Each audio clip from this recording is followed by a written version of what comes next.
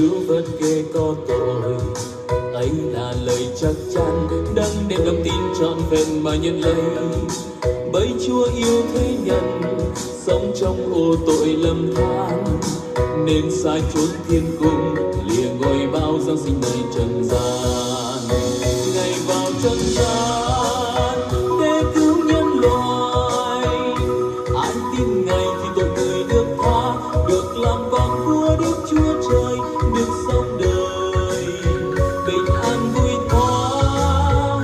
Ngày vào trần gian đem phước cho người, cho muôn lòng được mọi điều an vui, cùng ngợi ca con thánh của trời đã xuống đời để cứu muôn người.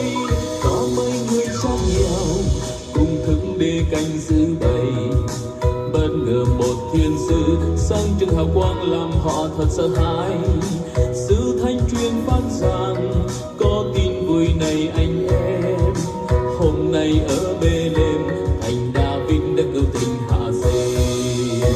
Ngày vào trần gian để cứu nhân loại, ai tin Ngài thì tội người được tha, được làm con của Đức Chúa Trời, được sống đời bình an vui thoáng.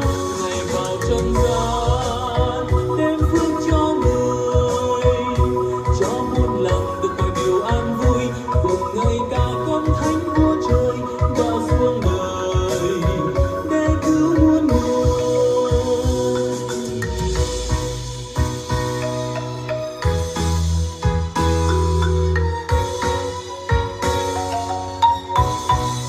Hân hớn đi tìm mặc giữa đêm khuya giá lạnh, để được gặp cứu Chúa giống như là tin họ vừa được nhận lấy.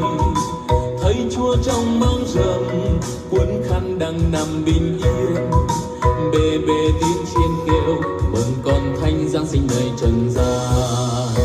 Ngày vào trần gian để cứu nhân loại, ai tin Ngài thì tội người được tha, được làm con của Đức Chúa Trời, được sống đời bình an vui thoáng. Ngày vào trần gian đem phước cho người, cho muôn lòng được mọi điều an vui, cùng ngợi ca con thánh của trời đã xuống đời để cứu muôn người.